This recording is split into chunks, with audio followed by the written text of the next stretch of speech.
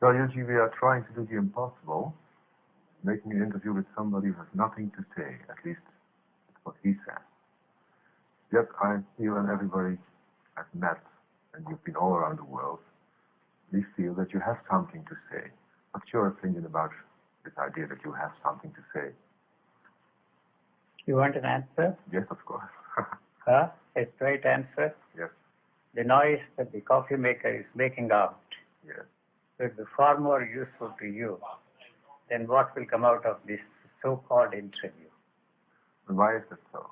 Because you are trying to make something out of this, which is no different from the voice that is coming out of the tea maker boiling water, and you have a fancy tea stuff there called yogi tea, because you are not so satisfied with the tea that you are drinking, so you import something from India with that fancy name called yogi tea, and enjoy that you are really going to be a yogi through drinking this tannin, which is no different from any other kind of tannin that you are swallowing every day. So we also more or less import everything from India and the East now in order to find a meaning in life. Yes. And do you think that all this interest of people in these things will lead them somewhere, will lead me somewhere? If I go into techniques of meditation, what will I find there actually? Nothing. Nothing. You will find that yourself in a very exhausted state of being, because meditation is nothing but a battle between two things. And what you experience there is the peace between the two wars. And this, you say that it is the peace like any other peace that we are trying to create on this planet.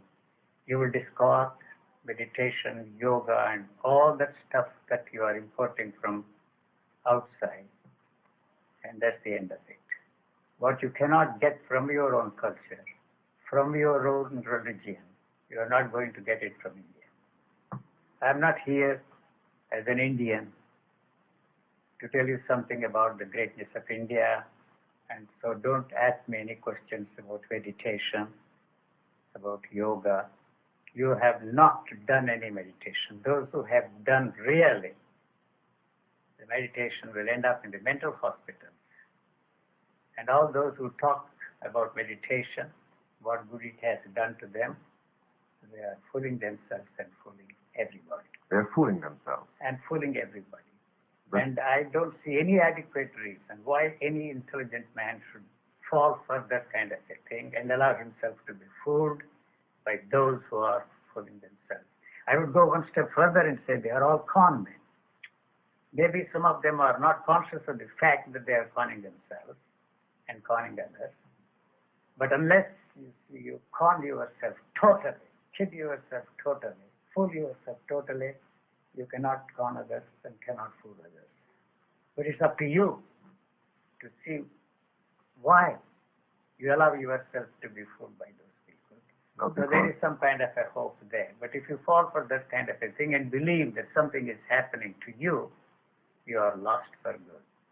So somehow you have the feeling that things are happening if you are practicing meditation or do kind of techniques, that there is something extra added to your life.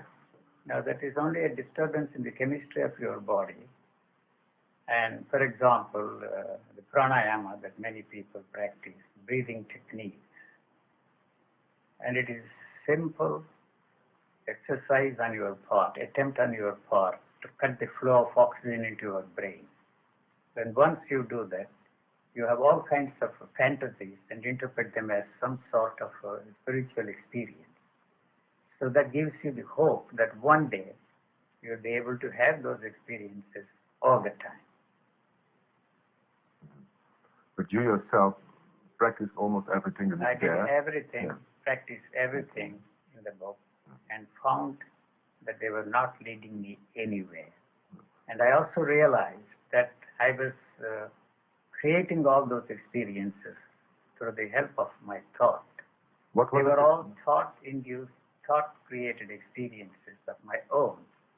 So, for example, the blissful state that people think that they are in are created by themselves. You see, they don't realize that through the help of their thought, they have created these experiences. The fact that they experience a particular sensation as a blissful state means that they know what it is. Unless you know, you cannot experience anything. What you do not know, you cannot experience at all.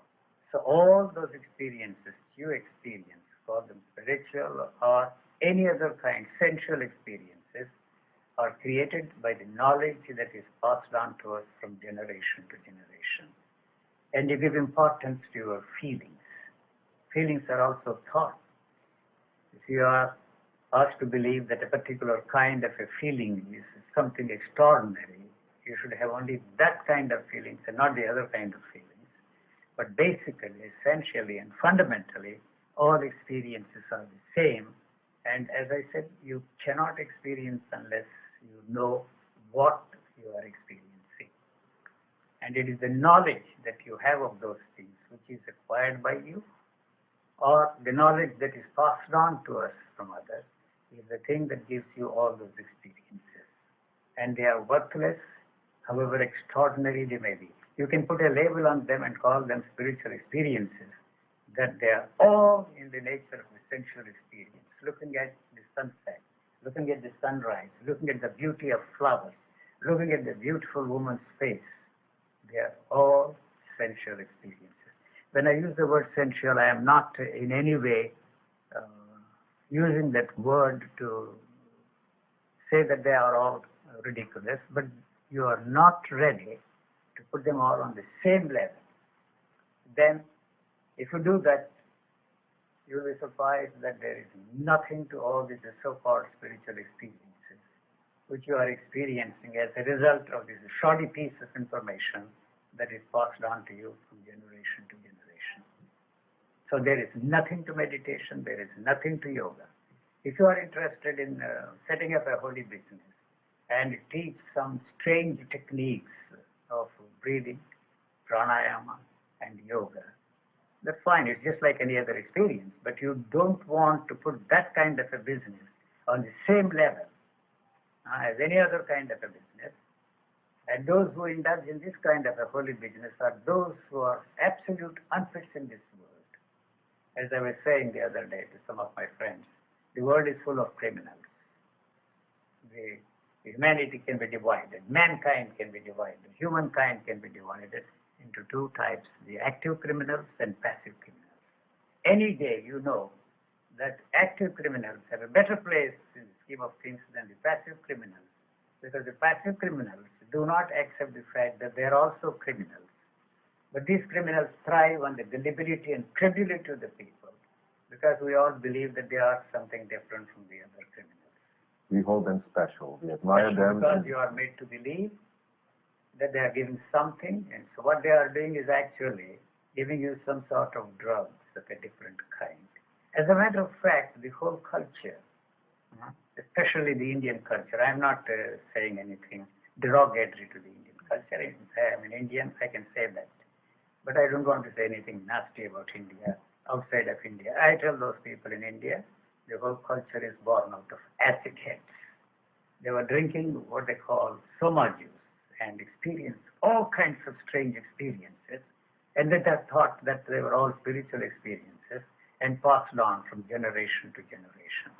So, in the light of what they have described, with the help of the knowledge that they have given about those states and experiences, we recreate those experiences and we enjoy them and feel that we are spiritually far superior to the rest of the others, who are experiencing everyday experiences, even sensual experiences, and think that they are not really spiritual. And what is so spiritual about those people who are experiencing the same things in exactly the same way? I don't see any difference. Yes. But well, according to the some authorities on Indian philosophy and old texts, Yes. you are supposed to be somebody who fits those texts. You are the crown on those old scriptures that say. That is what they believe, Yeah. and I don't know why they don't have the guts to brush me aside.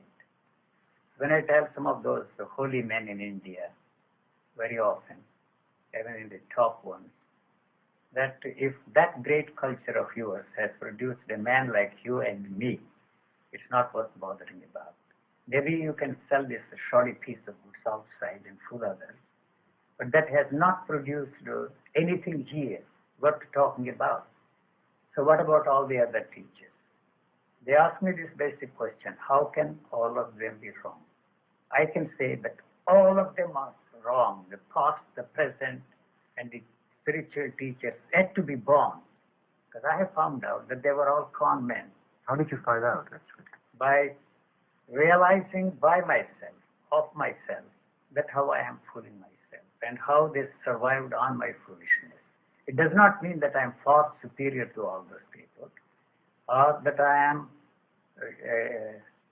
an embodiment of all that they have appeared before, or that I am, you see, an efflorescence of all those that existed before me. But somehow, through some strange luck or chance, that I have stumbled upon something which freed me from everything that they talked about. So the certainty, how means you are asking me a question which does not mean anything. How means you want to know. I myself don't know how it happened to me, so there is no way I can tell you how this has happened to me. If I tell you that this is how it has happened to me, it will be something like what they have been telling you. Yes. So then you want to use that knowledge To imitate and that. reproduce these things in yourself and think that you are getting somewhere. But still I'm curious, not to imitate you, but something has happened to you which you describe as a calamity. It has no use for me, because I cannot sell that to anybody and give this to others and thrive upon the gullibility and credulity of people. I don't want to do it, you see, because I knew how they fooled me, so I have no reason to fool others, so it has no use for me. So since it has no use for me, it cannot have any use for mankind. You understand? So I know very well that this is something which cannot be fitted into that framework. As a matter of fact, what I am saying is a threat to you. But you are the product of that. Why is it a threat to me? It's because the you as you know yourself, the you as you experience yourself is in jeopardy, is in danger. Because you want somehow to maintain that and keep that going. That's all that it is interested in. The very purpose of listening to anything is to use that teaching, knowledge, or whatever you want to call it, and bring about a change in you. What I'm saying is that there is no need for you to listen to anything, because there is nothing there to be changed. Oh, but Don't say all right. no, I don't say, cannot I said, accept- oh, I'm not all right. You cannot say that you understand what I am saying. No, I'm That you cannot accept the statement I am making. What makes you warm in life? Warm? Warm. Happy. I don't quite understand the word warm. You see, the weather is warm outside. I feel warm. The warmth you are talking about is altogether different, I think. There's a warm feeling. See, I don't know what you mean by warmth. What exactly? What makes The you body has a temperature, you know, Mm-hmm. and it is said that every human body radiates 3,000 degrees centigrade heat. If we have the problem with our weather pattern, it's not necessarily due to the defrosting of the forest. What do they call is that the word? I don't know. What do they call it? You see, so, but because we have 5 billion people on this planet, we are heating up the whole system, you know, and so we are contributing in our own way a larger share of the warming up of this planet, apart from what the scientists are telling us. So they don't want to take this into consideration. This is the most important and the major factor. I don't know, I can't for sure say how I got this piece of information, but somebody else has told me, a fellow who knows what he's talking about, so I'm using that. I don't know exactly what you mean by warm. Nobody ever called me a very warm person, you see. Could you give me an example of actions of people, friends, Yes. that make you feel like warm, maybe the same kind of warmth that the sun can give you? You'll be surprised that I don't have any kind of any relationship with anybody around me. And I do call somebody is my friend. It really does not mean anything to me. When I use the word friend, the only meaning it has for me is what the dictionary says. Apart from that, I cannot have any relationship. All relationships are based on the fundamental demand. What do I get out of this relationship? Otherwise, there can't be any relationship at all. And so when I say that he is my friend, sometimes see, I add the rider. I don't mean it. Because I have to say that he is my friend. And sometimes I say that I cannot lose a friend I don't have. That does not mean that everybody is unfriendly. When I say that I don't love anybody, it does not mean that I hate anybody. When I say that I hate nobody, it does not mean that I love everybody. It has nothing to do with that dual process, if I may use that high-sounding word, between love and hate, you see. Since I do not love anybody, I cannot hate anybody. I will put it that way. So I don't have any claims that I do not hate anybody. So this warm feelings one has are very artificial.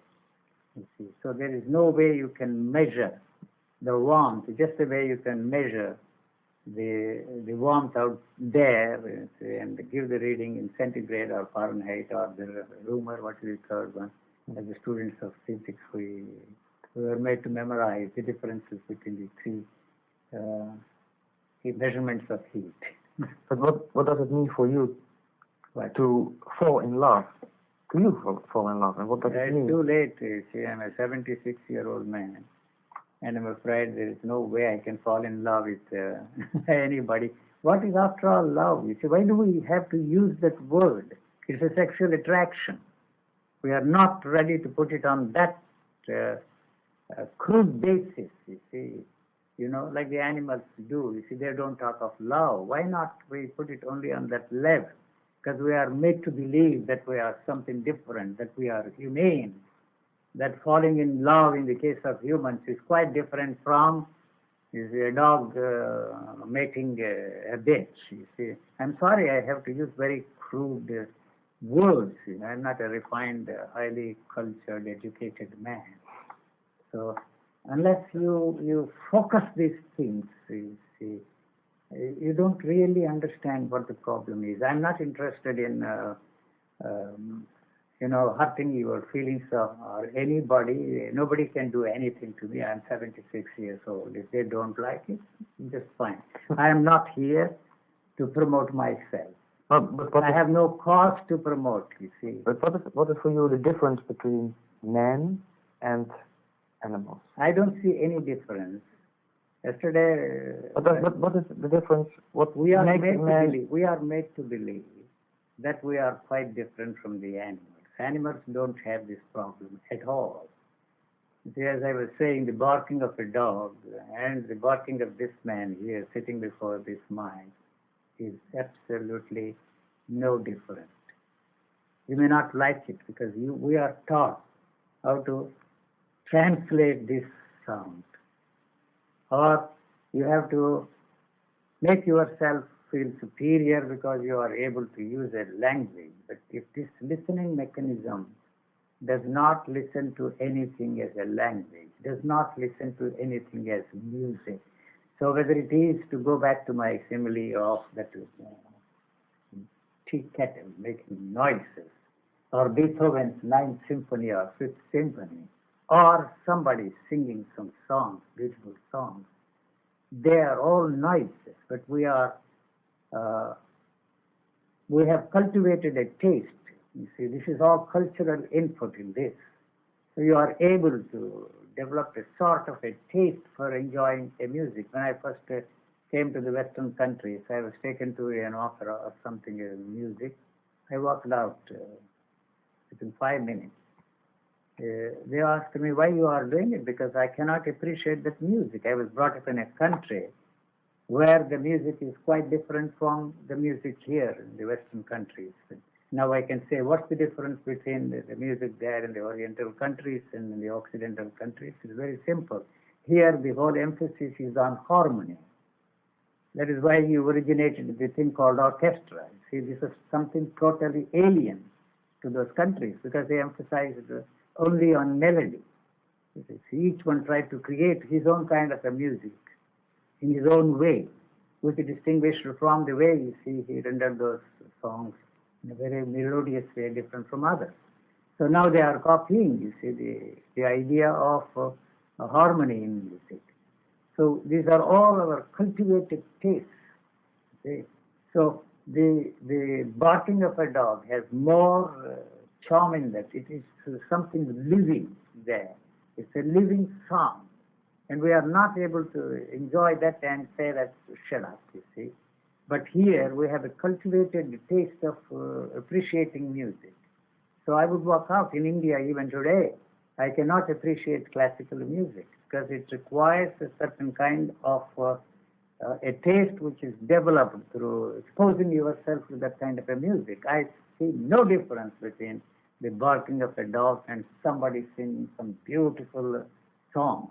Basically, it's not that I do not know the difference. I have been exposed. Now I can stand the classical music in the Western countries because I have spent more than half my life in the Western countries. I'm exposed to that kind of a thing. It's strange as it may seem to you, but sometimes I'm asked to go on radio programs devoted to only classical music, metal rock, pop music, all kinds of things. I don't know why they are interested in what I have to say, because I don't think I can even appreciate music. But I listen, you see, to the birds singing. How is that? There is something living there. You see, it's not a cultivated thing. It's not born out of our thought. All our music is born out of our thought. It's a cultivated taste that we have developed. We are exposed to that kind of a thing. That's the only difference. Otherwise, you don't call this a music. I saw so many posters there with the exposure of women, the breasts. And well, what's the difference between, I'm sorry to say that, yes, it is a crude way of putting it, whether you are looking at the tits of a woman or a beautiful sunrise or sunset. That's aesthetics. This is equally the same thing. But what's the difference? It's not that I will look at this and not that, or look at that and condemn this kind of a thing. It's there. You are looking at it, you see.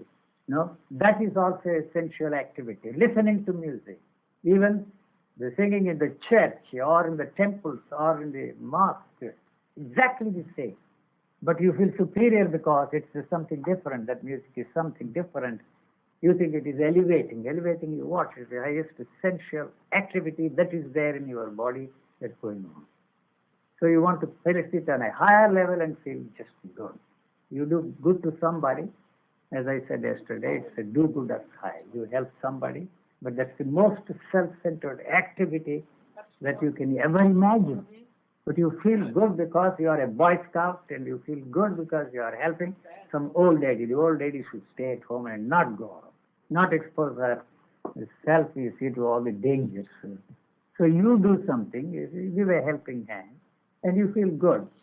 So you call that, you say, something extraordinary? I don't see anything. You may say that I am cynical. I am not cynical. A cynic is one whose feet are very firmly fixed on this ground. He is not fooled by anything. You see, supposing you find yourself in a situation where you have to give a helping hand. So that's why I don't believe in any human being helping me. I'm looking forward to the day when we will have robots. Then I don't have to feel this is so bad because I'm not giving an opportunity for some other human being to help me out when I am disabled. So now you see the robots are doing tremendous work there. They help you. You see, they are performing surgery much better than, you see, the surgeons, the top surgeons in the world. 90% successful. So we are all machines. We are not ready to accept that simple basic factor that we are all machines, that We are made to believe that we are far superior to every other form of life on this planet, and we are also brainwashed to believe that the whole thing is created for our benefit. It's not created for the benefit of mankind alone. We have grabbed everything that belongs to everybody, protect it, and feel good because we have been able to grab everything for ourselves, and it actually belongs to everything. So the human body is not separate from the life around. It belongs to the whole thing. You are not separate from that. You have separated yourself. You have isolated yourself from the life around, and give big discourses on the meaning of life, the mystery of life, and the unity of life, and all that. I don't think your viewers will be interested in what I have said, but I say, and it is so, take it or leave it. Thank you.